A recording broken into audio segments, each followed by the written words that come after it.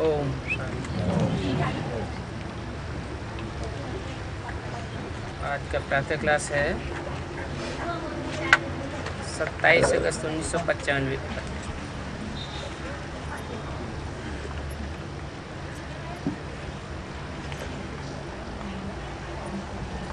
बाप याद दिलाते हैं बच्चे किसके सामने बैठे हैं। जरूर बुद्धि में चलता होगा कि हम पतित पावन सर्व के सदगति दाता अपने बेहद के बाप के सामने बैठे।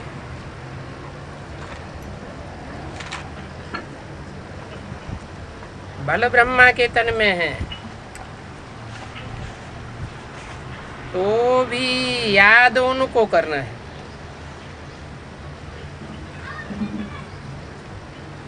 ब्रह्मा के तन में है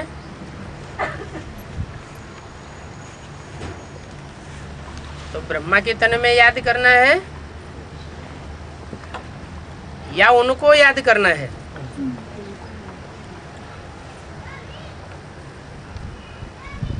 उनको कहा तो दूर हो गया।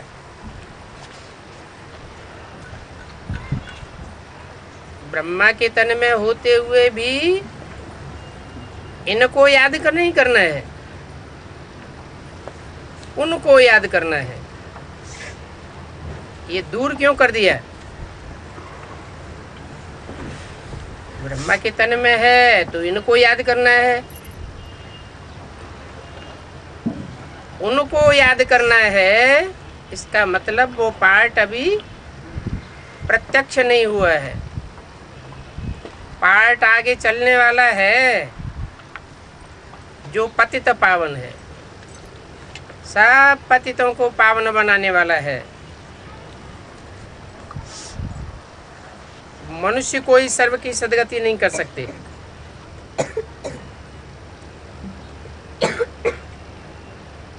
मनुष्य में और भगवान में क्या अंतर बताया? मननात् मनुष्य है, जिसका मन चलता है वो मनुष्य है। जिसका मन चलायमान नहीं है,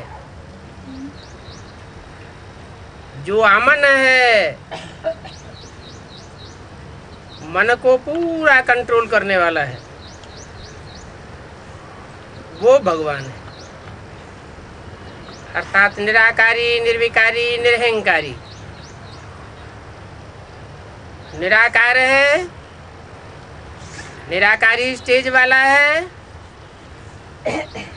तो न साकार का मंथन चलेगा न आकार में चलेगा। वो तो निराकारी ही होगा, और निराकारी होगा तो निर्विकारी होगा। उसको भगवान कहा जाता है। वो ही सर्व का सदगति दाता है। मनुष्य कोई भी सर्व की सदगति नहीं कर सकता, क्योंकि मन ही दुर्गति को पाया हुआ है। मनुष्य को पतित पावन नहीं कह सकते। क्यों नहीं कह सकते?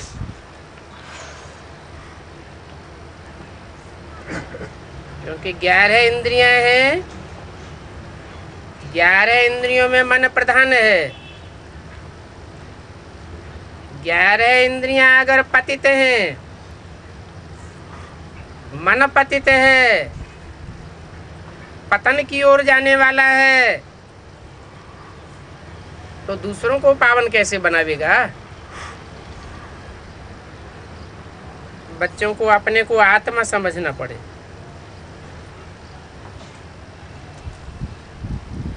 और हम सब आत्माओं का बाप हुआ है। वो बाप हमको स्वर्ग का मालिक बनाए रहे हैं।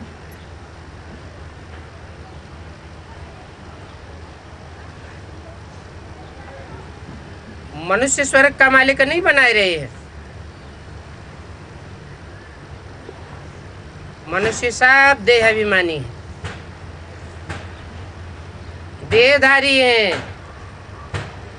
देह में बुद्धि धरी रहती है। एक भगवान ही है जो स्वस्थिति वाला है। स्वस्थिति में सदा रहने वाला सदाशिव कहा जाता है। वो सदाशिव ही जब इस पति सृष्टि पर आते हैं तो पतित मनुष्यों को पावन बना करके स्वर्गवासी देवता बनाते हैं। ये उनकी सदा काल की स्वस्थिति का कमाल है। ये बच्चों को जानना चाहिए।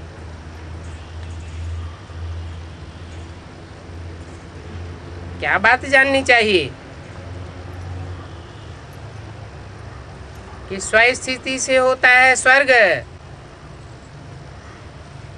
और परचिंतन से होता है नरक। स्व है आत्मा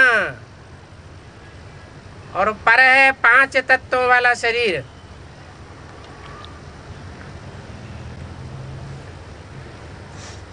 तो बच्चों को जानना चाहिए और खुशी भी होनी चाहिए कि अभी हमें बाप स्वर्गवासी बनाने आए हैं।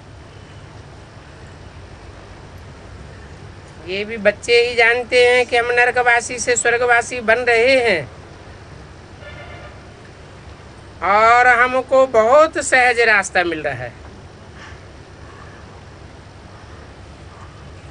साधु संत सन्यासियों ने तो कठिन रास्ता बताया।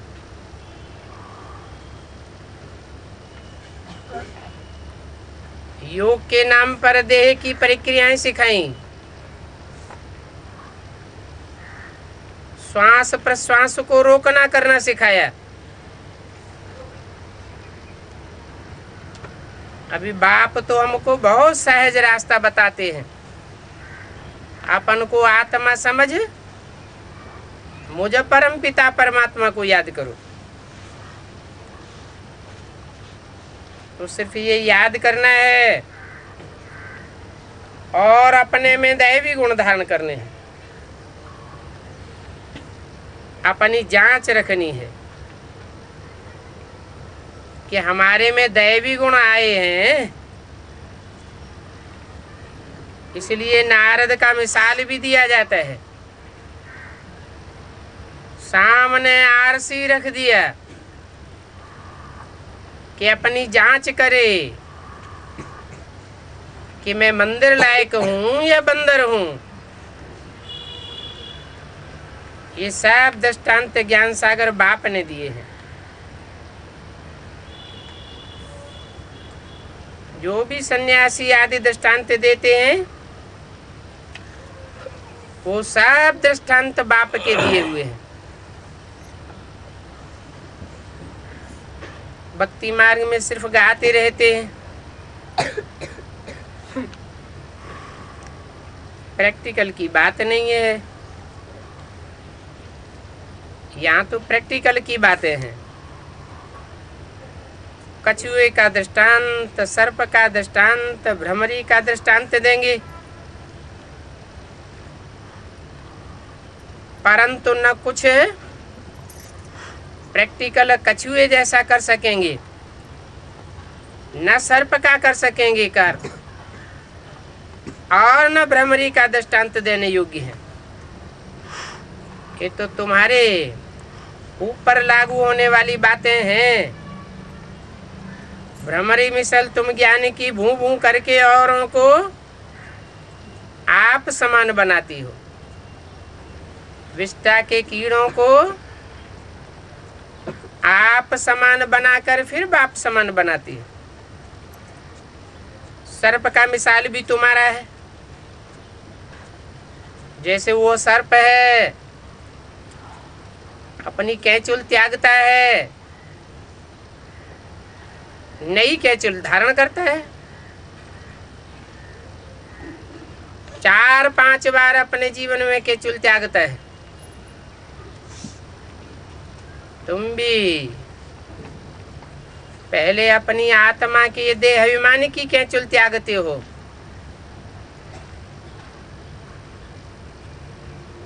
चार बार शूटिंग होती है। रिहर्सल होती है। चौथी बार में तुम जाकर प्राप्ति करते हो। जब सांप होता है, कैंचुल त्यागता है तो अंधा हो जाता है।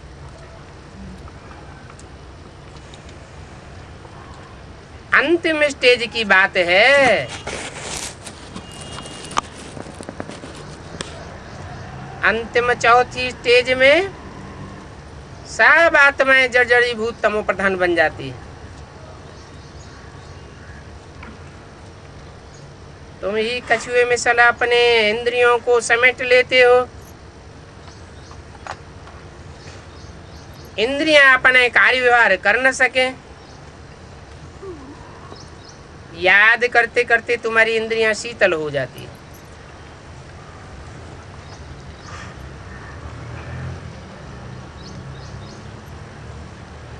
तो तुम्हारा है प्रैक्टिकल काम, उनका है पास्ट की बातें सुनाना।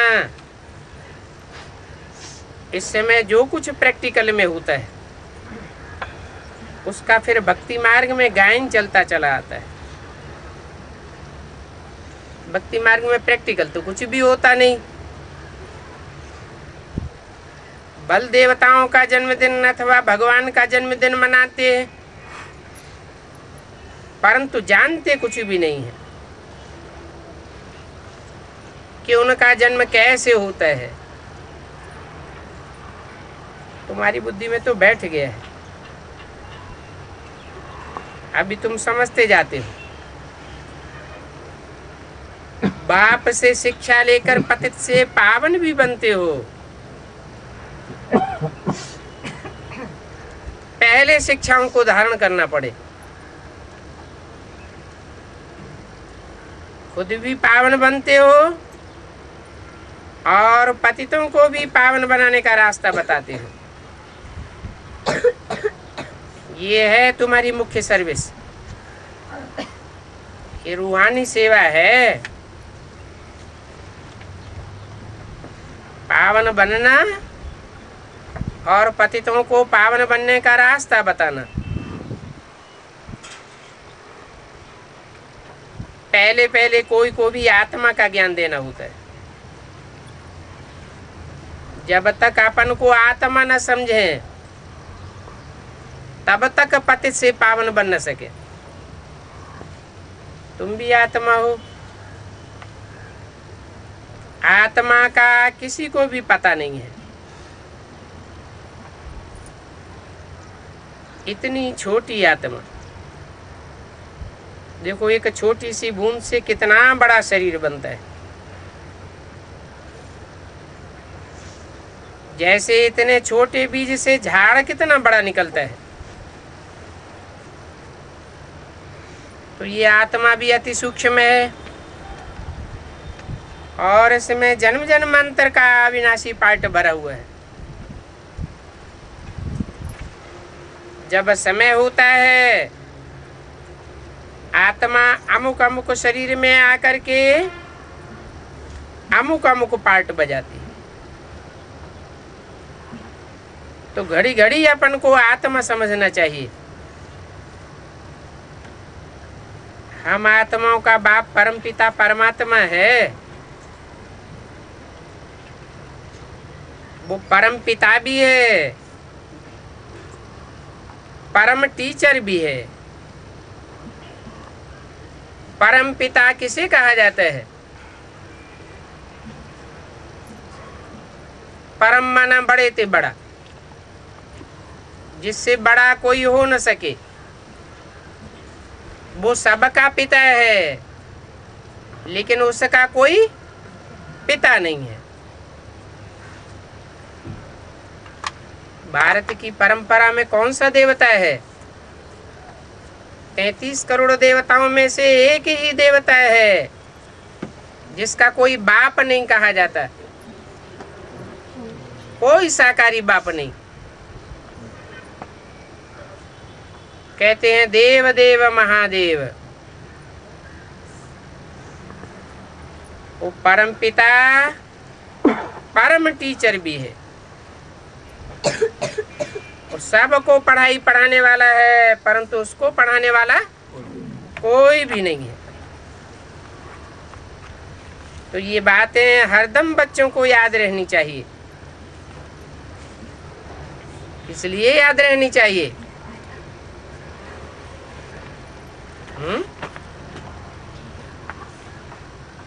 ये परम पिता, परम टीचर, परम सदगुरु की बात किस लिए याद रहनी चाहिए?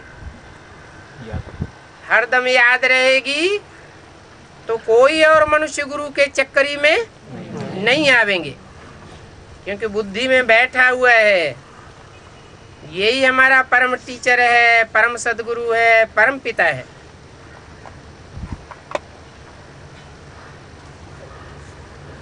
ये बात भूलनी नहीं चाहिए। तुम जानते हो, अब हमको वापस जाना है।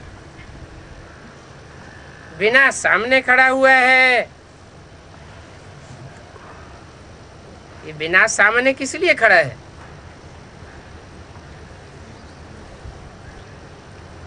क्योंकि भगवान आते हैं, नई स्वर्ग की दुनिया बनाते हैं। तो दुनिया छोटी होगी या बड़ी होगी? स्वर्ग में स्व स्थिति में रहने वाली आत्माएं थोड़ी होंगी या ढेर की ढेर होंगी? स्व स्थिति का सब पुरुषार्थ नहीं करेंगे। जो आत्मिक स्थिति में पक्के होंगे वो ही स्वर्ग में जावेंगे। आत्मिक स्थिति में कच्चापन रह जाएगा तो उनके जन्म कम हो जाएंगे। तो तुम्हारी बुद्धि में है कि बिना सामने खड़ा हुआ है। क्यों? क्योंकि जो भी आत्मिक स्थिति का पक्का पुरुषार्थ न करने वाली आत्मा है वो सब विनाश में काल के गाल में बैठ जाएंगी। वो आत्माएं परमधामवासी बन जाएंगी और तुम स्वस्थिति में पक्के होने के कारण स्वर्गवासी देवता बन जाएंगे। इसलिए सतयुग में दैवी परिवार बहुत छोटा होता है। अगर इतनी बड़ी दुनिया का विनाश न हो तो छोटा परिवार, सुखी परिवार कैसे बनेगा? कलयुग में तो देखो कितने ढेर मनुष्य हैं, अनेक अनेक धर्म हैं, अनेक मतें हैं, तो आपस में टकराहट होती रहती है। सतयुग में तो ये कुछ भी नहीं होता, क्योंकि वो है ही सत्य का युग। झूठ का नाम निशान नहीं, सत्य एक ही होता है। असत्य अनेक प्रकार के होते हैं। तो बच्चों को सारा दिन बुद्धि में ये बातें लानी है, क्योंकि ये पढ़ाई है ना। उस पढ़ाई में तो कितने किताब आदि होते हैं। हर एक क्लास में नए नए किताब खरीद करने पड़ते हैं। यहाँ तो कोई भी किताब नहीं, शास्त्रों आदि की बात ही नहीं। इसमें तो एक ही बात है और एक ही पढ़ाई है।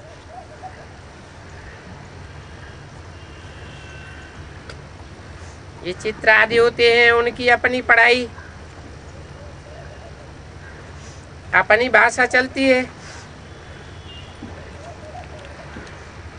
यहाँ ब्रिटिश गवर्नमेंट थी, राजाओं का राज था, तो स्टाम्प में भी राजा रानी के समय और कोई का फोटो नहीं डालते थे। 27/8/95 की वाणी का दूसरा पेज। आजकल तो देखो भक्त आदि जो भी होकर के गए हैं उनकी भी स्टाम्प बनाते रहते हैं। अब कहाँ भक्त और कहाँ राजा रानी, तो द्वैतवाद फैल गया ना। इन लक्ष्मी नारायण का राज्य होगा तो एक ही चित्र महाराजा महारानी का होगा। ऐसे नहीं जो पास्ट देवताएं होकर गए हैं उनके चित्र मिट गए हैं, नहीं, पुराने से पुराने देवताओं का चित्र बहुत दिल से लेते हैं। क्योंकि शिव बाबा के बाद नेक्स्ट टू शिव है लक्ष्मी नारायण।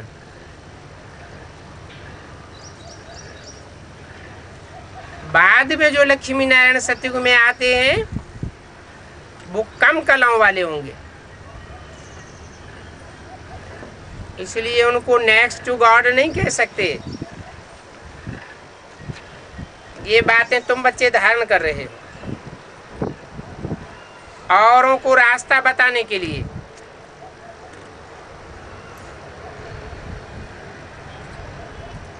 कि सतयुग में भी जो फर्स्ट डायनेस्टी होती है लक्ष्मी नारायण की, वो ही ऊंचते ऊंच राजा हैं दुनिया के। ये बिल्कुल नई पढ़ाई है। तुमने ये पढ़ाई सुनी थी और पद पाया था, और कोई इन बातों को जानते नहीं।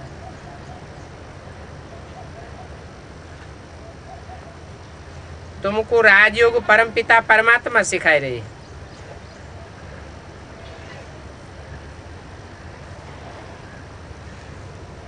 और ये महाभारत लड़ाई भी मशहूर है।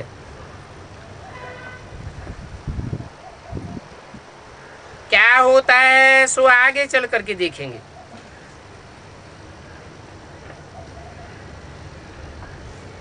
कोई क्या कहते रहते, कोई क्या कहते रहते, दिन प्रतिदिन मनुष्यों को टच होता जाएगा।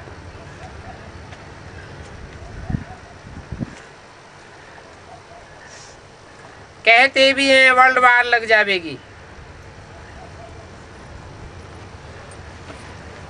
उस वर्ल्ड वार लगने से पहले तुम बच्चों को अपनी पढ़ाई करने से पहले अपनी पक्की कमाई करनी है। पढ़ाई से ही कर्मातीत अवस्था प्राप्त करनी है।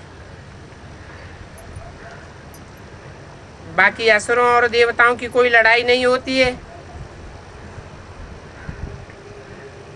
क्यों नहीं होती है? शास्त्रों में तो असुरों और देवताओं की लड़ाई दिखाई है। राम रावण संप्रदाय दिखाया है, कौरव पांडव संप्रदाय दिखाया है, देवासुर संग्राम दिखाया है। परंतु बाप कहते हैं असुरों और देवताओं की लड़ाई हो ही नहीं सकती। क्यों नहीं हो सकती? क्योंकि असुर होते हैं कलयुगी दुनिया में और देवताएं होते हैं छोटी सी सतयुगी दुनिया में। इस समय तुम ब्राह्मण संप्रदाय हो, जो फिर जाकर के नंबरवार दैवी संप्रदाय बनते हो। तो इस समय संस्कारों की टकराहट हो सकती है। बाकी सतयुग में देवी देवताओं और राक्षसों की लड़ाई की बात नहीं है। इसलिए तुम इस जन्म में दैवी गुण धारण कर रहे हो। नंबर 1 दैवी गुण है पवित्रता का।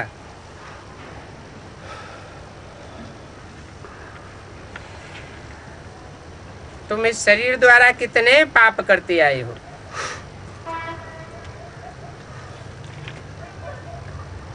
अपवित्र बने तब से पाप करना शुरू हुआ।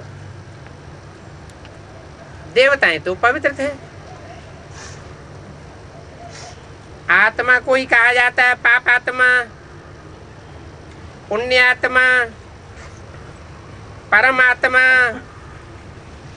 महात्मा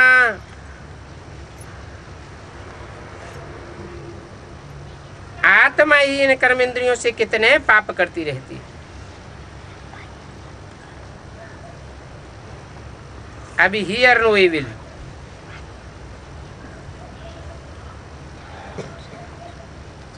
ये पढ़ाई भी आत्मा को पढ़ाई जाती है। आत्मा ही कानों से सुनती है। बाप ने तुम बच्चों को स्मृति दिलाई है कि तुम ही आदि सनातन देवी देवता धर्म वाले थे। तुम किसको कहा जाता है? वह आदि सनातन देवी देवता धर्म वाले नहीं थे।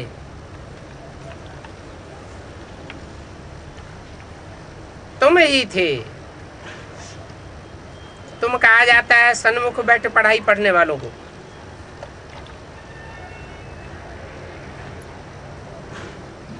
तुम चक्कर खा करके आए हो, अब फिर से तुमको वही देवता बनना है। ये मीठी स्मृति आने से तुमको पवित्र बनने की हिम्मत आ जाती है कि हम हैं ऊंचे ऊंचे घराने के।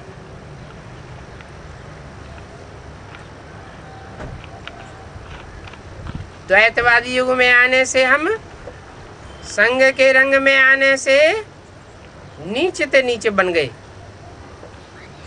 अब हमें फिर से ऊंचे बनना है। तुम्हारी बुद्धि में है कि हमने कैसे 84 का पाठ बजाया। उन ब्राह्मणों ने 84 का पाठ नहीं बजाया है। क्यों?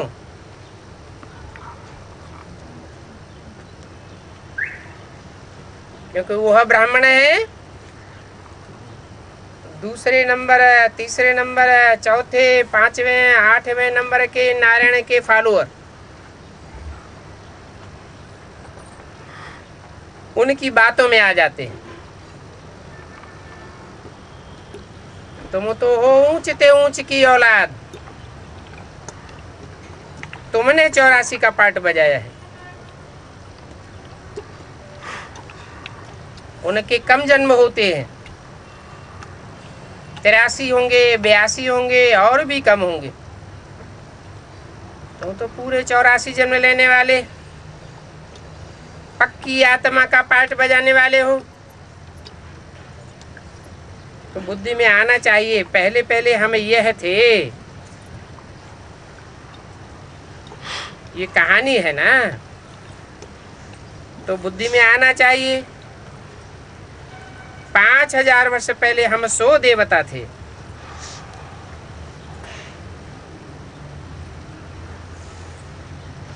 उन लक्ष्मी नारायण के राज्य में यथा राजा तथा प्रजा सब 16 कला संपूर्ण थे। हम आत्मा ही मूल वतन की रहने वाली है। पहले पहले हम ही मूल वतन में जाते हैं, फिर सुखधाम में आते हैं। तो मूल वतन हम आत्माओं का घर है। वहां से हम आते हैं पाठ बजाने। पहले पहले हम ही सूर्यवंशी चंद्रवंशी बनते हैं। अभी तुम ब्रह्मा की संतान ब्राह्मण वंशी हो।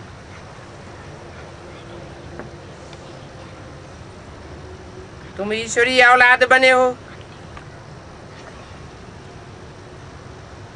क्योंकि ईश्वर बाप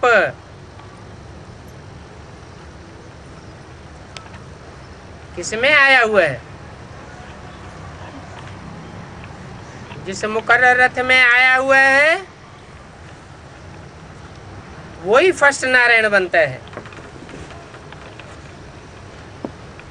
ईश्वर बैठ तुमको शिक्षा देते हैं।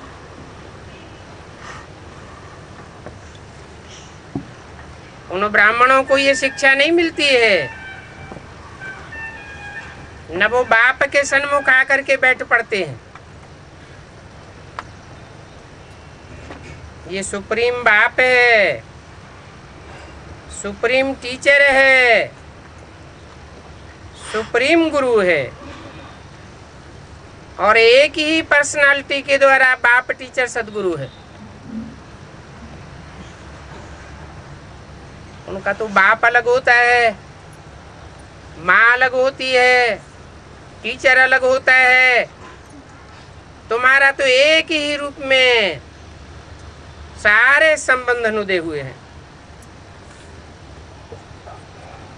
हम उनकी मत से सब मनुष्यों को बैठ श्रेष्ठ बनाते हैं।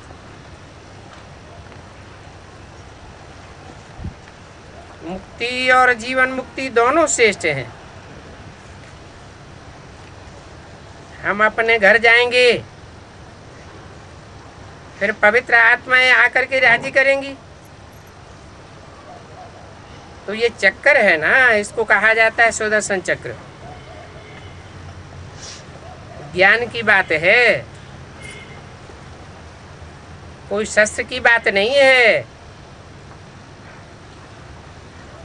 बाप कहते हैं तुम्हारा ये सुदर्शन चक्र रुकना ही नहीं चाहिए। सदैव स्वात्मा का 84 के चक्र में दर्शन करते रहना चाहिए।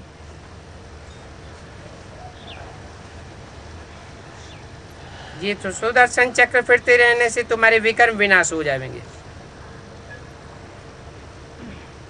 और तुम इस रावण पर जीत पालेंगे, पाप मिट जाएंगे। अभी स्मृति आई है इन बातों का सिमरण करने के लिए। ऐसे नहीं कि माला बैठ सिमरण करनी है, नहीं। माला रूपी संगठन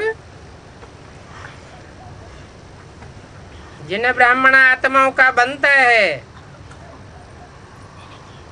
उन नजदीकी आत्माओं के माला रूपी मणके को हम जानते हैं। उनके 84 के चक्र से कनेक्शन हमारा है। तो बुद्धि में एक एक की स्मृति बैठ जाती है। जैसे बाप आते हैं तो मुख्य मुख्य पाठधारियों की जीवन कहानी बताते हैं। सतयुग में लक्ष्मी नारायण, त्रेता में राम सीता, द्वापर में इब्राहिम बुद्ध क्राइस्ट कैसे आकर के पाठ बजाते हैं।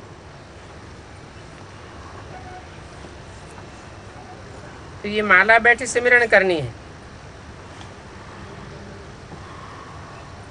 आत्मा में ये ज्ञान है जो तुम बच्चों को, भाई बहनों को समझाना है। बच्चे भी बाप के मददगार तो बनेंगे ना। तुम बच्चों को ही सुदर्शन चक्रधारी बनाता हूं। तुम आत्मा ही अपने 84 जन्म के चक्र को पूरा जानती हो। वो तो पूरे 84 जन्म लेते ही नहीं, तो पूरा चक्कर काटते ही नहीं। तो तुमको सुदर्शन चक्रधारी बनाता हूं। तुम विष्णु की औलाद हो। ये ज्ञान मेरे में है, इसलिए मुझे ज्ञान का सागर, मनुष्य सृष्टि का बीज रूप कहते हैं।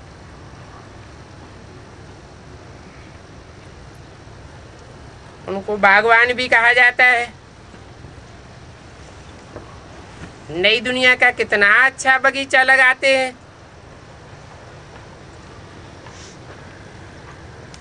देवी देवता धर्म का बीज शिव बाबा ने ही लगाया है।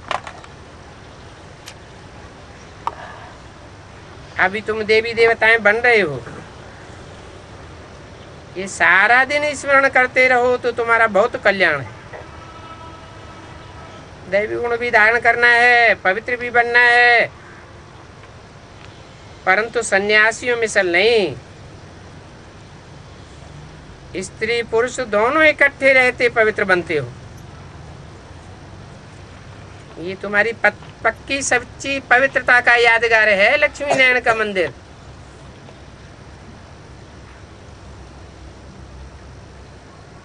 ऐसा धर्म और कोई दुनिया में नहीं होता जो स्त्री पुरुष इकट्ठे रह करके पवित्र रहते हों। निवृत्ति मार्ग वाले तो वह सिर्फ पुरुष बनते हैं जो घरघाट छोड़ जाते हैं। वो कहते हैं स्त्री पुरुष दोनों इकट्ठे रहे पवित्र रहे, ये हो नहीं सकता, बहुत मुश्किल है। बाप याद दिलाते हैं कि सतयुग में लक्ष्मी नारायण का राज्य था ना।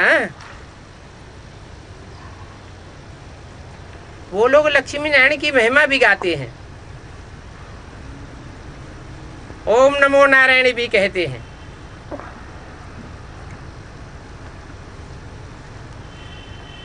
सत्ताईस 895 की वाणी का 3रा पेज। अभी तुम जानते हो बाबा हमको शूद्र से ब्राह्मण बनाए फिर देवता बनाते हैं। पहले शूद्र से ब्राह्मण बनाते हैं, फिर ब्राह्मणों को शिक्षा दे करके देवता बनाते हैं। शूद्र से ब्राह्मण किसके द्वारा बनाया जाता है? ब्रह्मा द्वारा शूद्र से ब्राह्मण बनाते हैं और फिर उन 9 ब्राह्मणों को, जो नौकुरी वाले ब्राह्मण होते हैं, उनको शिक्षा दे करके देवता बनाते हैं। हम ही पूज्य से पुजारी बनेंगे, फिर जब वाम मार्ग में जाएंगे तो शिव का मंदिर बनाए पूजा करेंगे। तुम बच्चों को अपने 84 का जन्म का ज्ञान है। बाप ही कहते हैं तुम अपने जन्म को नहीं जानते हो। मैं आकर के बताता हूं। ऐसी बात और कोई मनुष्य नहीं कह सकता।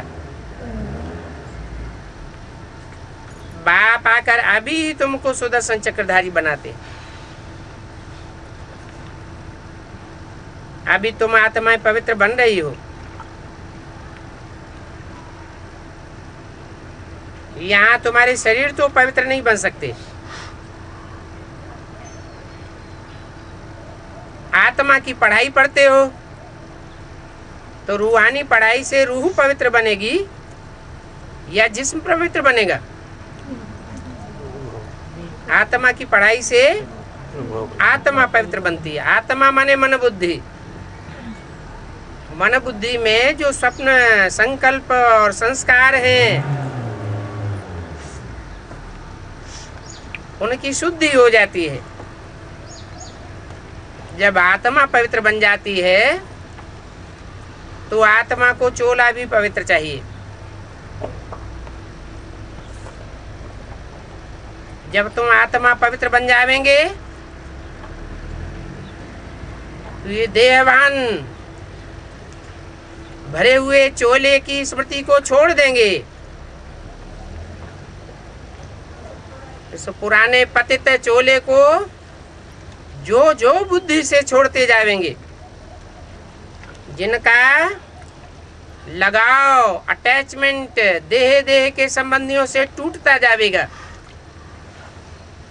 उनका शरीर भी पवित्र बन जाएगा।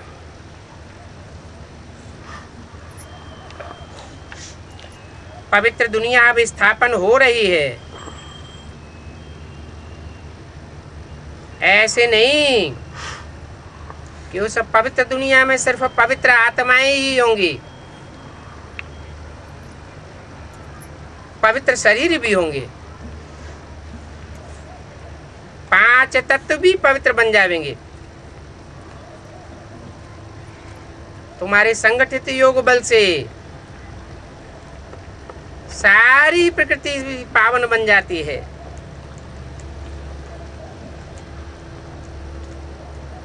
तुम नई दुनिया में चले जावेंगे, बाकी सब स्वीट होम में चले जावेंगे। ये बात भी याद रखनी चाहिए। क्या और धर्मों में जो कन्वर्ट होने वाले हैं उनको ये बात याद नहीं आवेगी क्या कि जीते जी इस शरीर के साथ ही हम स्वर्ग में जावेंगे। तुम्हारी बुद्धि में तो आता है ये देह रूपी नैया और इस देह में बिठैया जो आत्मा है, उन दोनों का खेवैया एक बाप आया हुआ है। वो हमारी नैया को भी पार ले जावेगा। दूसरे धर्म वालों के मुआफिक हमारी नैया डूबेगी नहीं, पार जावेगी और आत्मा भी पार जावेगी। फिर भी बाप की याद के साथ साथ घर की भी याद जरूर आनी चाहिए, क्योंकि पहले तो हमें घर वापस जाना है। घर में ही बाप को याद करना है। ये मधुबन भी आबू अब्बा का घर है। बल तुम जानते हो बाबा इस तन में आकर हमको सुनाए रहे हैं।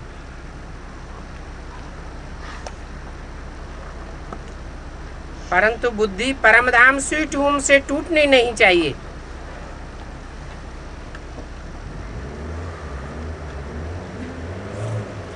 टीचर घर छोड़ करके आते हैं तुमको पढ़ाने के लिए, पढ़ा करके फिर बहुत दूर चले जाते हैं।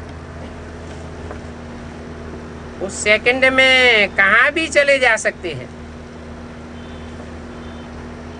आत्मा देखो कितनी छोटी बिंदी है, तो वंडर खाना चाहिए। एक सेकंड में आत्मा कहां से कहां चली जाती है। बाप ने आकर के आत्मा का भी ज्ञान दिया है, ये भी तुम जानते हो कि स्वर्ग में कोई भी गंदी चीज नहीं होती है।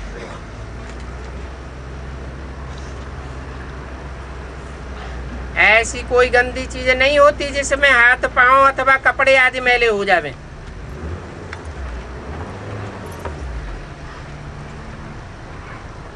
देवताओं की कैसी सुंदर पहरवाइश दिखाते हैं, कितने फर्स्ट क्लास कपड़े होंगे। उन कपड़ों को कभी धोने की भी दरकार नहीं होगी। वहां कोई भी प्रकार का प्रदूषण नहीं होगा। यहाँ तो सारी कुदरत में प्रदूषण ही प्रदूषण भरा पड़ा है।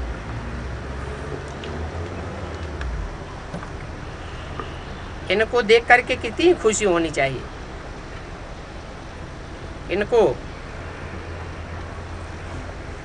इन लक्ष्मी नारायण को देख करके कितनी खुशी होनी चाहिए। इनके कितने भव्य मंदिर बनाए जाते हैं। आत्मा जानती है कि भविष्य 21 जन्म तक हम यह सुंदर बनेंगे। बस देखते ही रहना चाहिए। ये लक्ष्मी नारायण का चित्र सबके पास होना चाहिए। इसमें बड़ी खुशी चाहिए हमको। बाबा ये बनाते हैं। हमारे जीवन का लक्ष्य ही है नर से नारायण, नारी से लक्ष्मी बनना।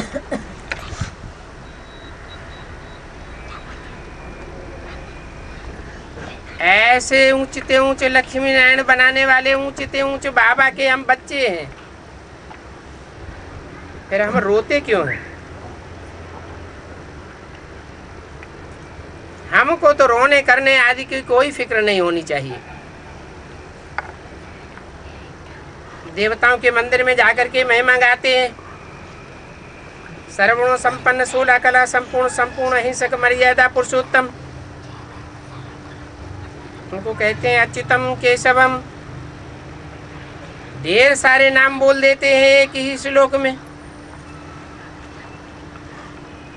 ये सब बातें शास्त्रों में लिखी हुई हैं, जो याद करते आते हैं। परंतु ये शास्त्रों में किसने लिखा? कहते हैं व्यास ने लिखा, या कोई नए नए गुरु आते होंगे, वो भी शास्त्र बनाते रहते होंगे।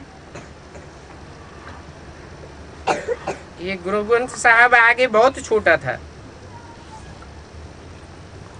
हाथ से लिखा हुआ था। अभी तो कितना बड़ा बना दिया है। जरूर इसमें एडिशन किया होगा। अब गुरु नानक तो आते ही ये धर्म की स्थापना करने, वो कोई राजधानी स्थापन करके तो जाते नहीं है। राजधानी स्थापन करने वाला और साथ साथ धर्म की स्थापना करने वाला तो एक ही बाप है, जो असली ज्ञान देने वाला है। क्राइस्ट भी सिर्फ धर्म की स्थापना करने के लिए आते हैं।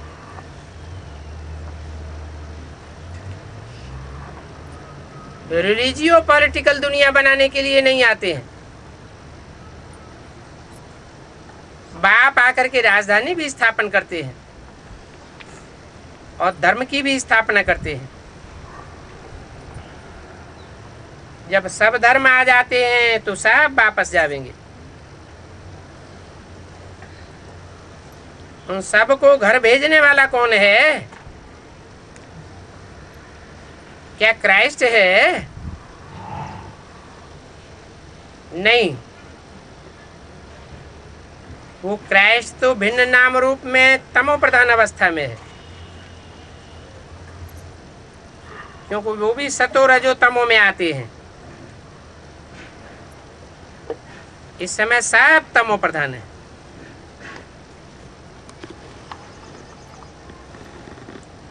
शिव बाप तो है ही सत्य चित्त आनंद, वो कभी तमो प्रधान नहीं बनता और सब की जर्जरीभूत अवस्था होती है। पुनर्जन्म लेते लेते इस समय सब धर्म वाले आकर तमो प्रधान बने हैं। अभी सबको वापस जरूर जाना है, फिर से चक्र फिरना चाहिए। पहले नया धर्म चाहिए जो सतयुग में था। बाप ही आकर आदि सनातन देवता धर्म की स्थापना करते हैं। आकर के देवी देवता धर्म की स्थापना करते हैं। ऐसे नहीं ज्ञान सुनाकर ब्रह्मा में चले जाते हैं, फिर धर्म की स्थापना अपने आप होती रहती है और राजधानी की स्थापना अपने आप होती रहती है। नहीं, दोनों काम बाप ही आकर के करते हैं। फिर विनाश भी होना है। पहले स्थापना, फिर असत धर्मों का विनाश, फिर पालना। सतयुग में तो एक ही धर्म होगा, वो है ही सत्य का युग। सत्य एक ही होता है, असत्य के अनेक रूप होते हैं। रावण है असत्य तो 10 मुखों वाला है, राम है सत्य तो एक मुख वाला दिखाया जाता है। इसका मतलब है रावण 10 मुखों से 10 प्रकार की बातें करता है। झूठी झूठी बातें, एक के ऊपर दूसरा झूठ, झूठ दूसरे के ऊपर तीसरा झूठ, झूठ ही झूठ, मेरे ही झूठ, सच की रत्ती नहीं। और बाप आकर एक ही सत्य बात सुनाते हैं, एक ही सत्य युग की स्थापना करते हैं।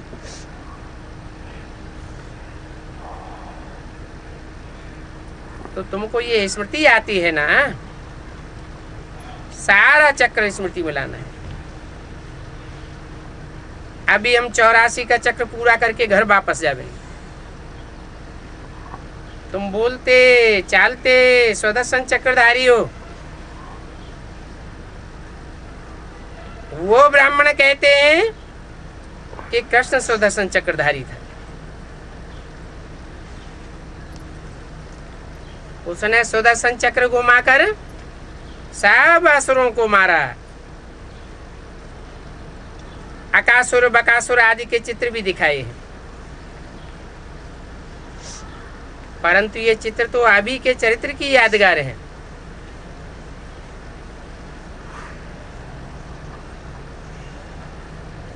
अकासुर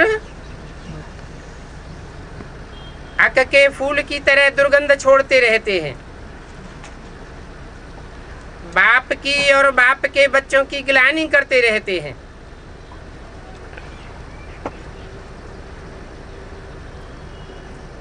बकासुर बगुले की तरह पार्ट बजाने वाले हैं। जैसे बगुला पानी में एक टांग से खड़ा हो जाता है, देखने में आता है बहुत तपस्वी है, और जैसे ही मछली सामने आती है गड़प कर लेता है, फिर एक टांग पे खड़ा हो जाता है। ऐसे ही ये ज्ञान की बकबक करने वाले हैं। इनके प्रैक्टिकल जीवन में ज्ञान धारण नहीं हो पाता। ऐसे ही ब्राह्मण फिर कहते हैं कि कृष्ण जी सुदर्शन चक्रधारी था।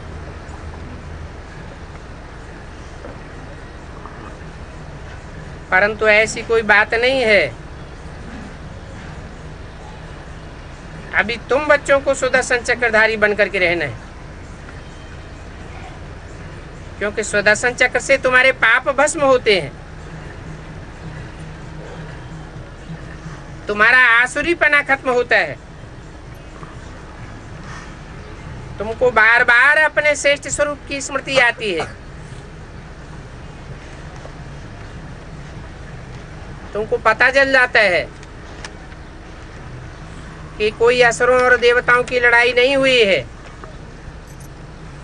ये तो हमारे ही आसुरी संस्कार और दैवी संस्कार, ये अंतर्मन की लड़ाई है।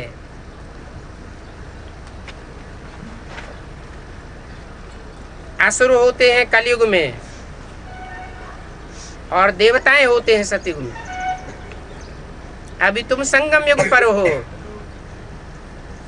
घड़ी घड़ी कलयुगी संकल्पों में चले जाते हो। जब बाप की स्मृति आती है, श्रीमत पर चलते हो, तो अपने को सतयुग का महसूस करते हो। 27, 8, 95 की वाणी का चौथा पेज। ये बीच में संगम युग है। ये शास्त्र सब भक्ति मार्ग के हैं। इनमें ज्ञान का नाम निशान नहीं है। ज्ञान का सागर एक ही बाप है, और वो सब के लिए है। सिवाय बाप के कोई भी आत्मा पवित्र बना करके वापस नहीं ले जा सकती। हाँ, पाठ जरूर सबको बजाना है। तो अभी अपने 84 के चक्र को याद करना है। हम अभी सतयुगी नए जन्म में जाते हैं। ऐसा जन्म फिर कभी नहीं मिलेगा। पहले शिव बाबा, फिर ब्रह्मा बाबा, ये दो बाबाएं हैं। एक है बड़ा बाबा और एक है छोटा बाबा। बड़ा बाबा है निराकार, फिर ब्रह्मा बाबा है साकार। वो साकारी स्टेज में रहने वाला, वो निराकारी स्टेज में रहने वाला। इसको कहेंगे लौकिक, और वो है पारलौकिक। ये फिर है अलौकिक बाबा। इस समय की ही बात है, इनको अलौकिक कहा जाता है। तो तुम बच्चे उस शिव बाबा को स्मरण करते रहो।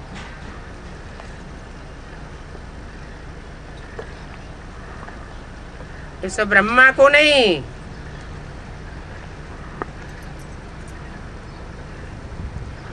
बल ब्रह्मा के मंदिर में जाकर के पूजा करते हैं, परंतु वह भी तब पूजते हैं जब सूक्ष्म वतन में संपूर्ण अव्यक्त मूर्त है।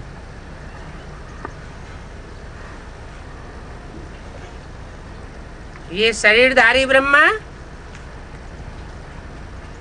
पूजा के लायक नहीं है। ये तो मनुष्य है। मनुष्य कोई भी पतित पावन हो न सके, सब देहधारी है। इसलिए भक्ति मार्ग में भी ब्रह्मा के मंदिर नहीं बनाए जाते, मंदिरों में पूजा नहीं होती, पूजा करने के लिए मूर्तियां नहीं बनाई जाती। मनुष्य की पूजा होती ही नहीं। इसलिए ब्रह्मा को दाढ़ी दिखाते हैं तो सभी को मालूम पड़े कि यहाँ ऐसे दुनिया का है। देवताओं को तो दाढ़ी होती नहीं है,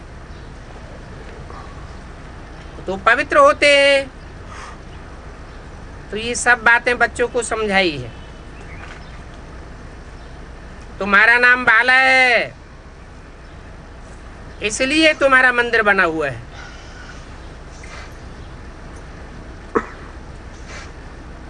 सोमनाथ का मंदिर कितना ऊंचे से ऊंचे है, नाम रख दिया है सोमनाथ। सोम कहते हैं चंद्रमा को,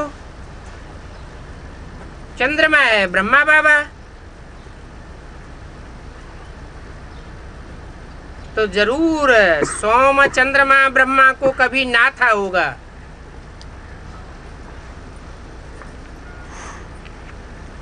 शिव के मंदिर में कौन सा जानवर दिखाते हैं?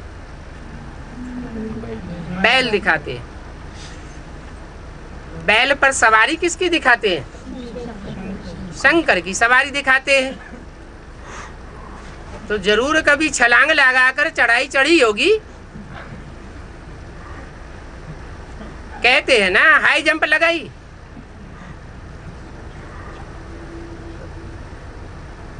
तो सोमनाथ का मंदिर ऊंचे से ऊंचे है। सोमरस पिलाया, फिर क्या हुआ? फिर यहाँ भी दिलवाड़ा मंदिर देखो, मंदिर हूबहू तुम्हारा यादगार बना हुआ है।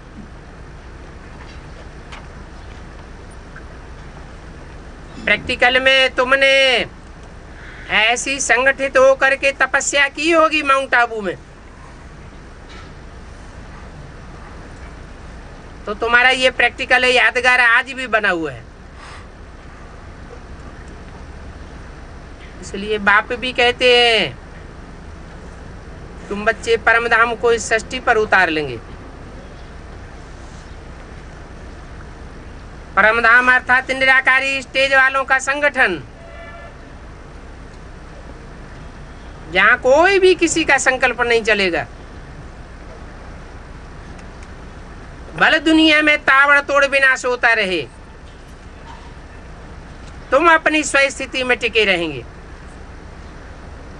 दुनिया हाय हाय करके मरती रहेगी, शरीर छोड़ती रहेगी, और तुम दिलवाड़ा मंदिर की प्रैक्टिकल स्टेज में रहेंगे। तो ये हूबहू यादगार है। नीचे तुम तपस्या कर रहे हो, ऊपर में स्वर्ग बनाई दिया है।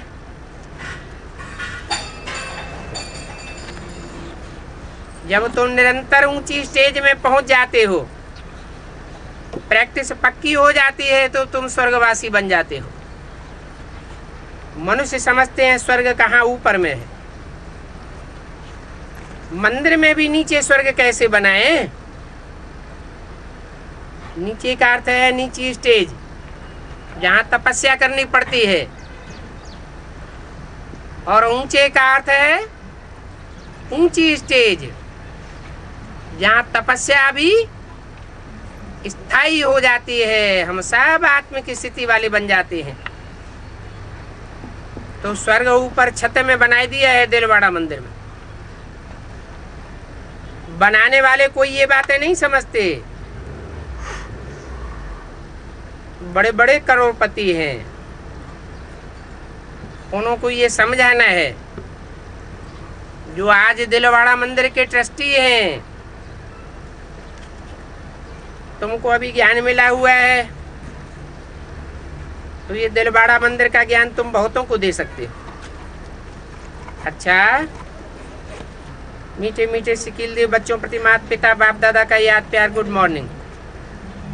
रूहानी बच्चों को रूहानी बाप की नमस्ते।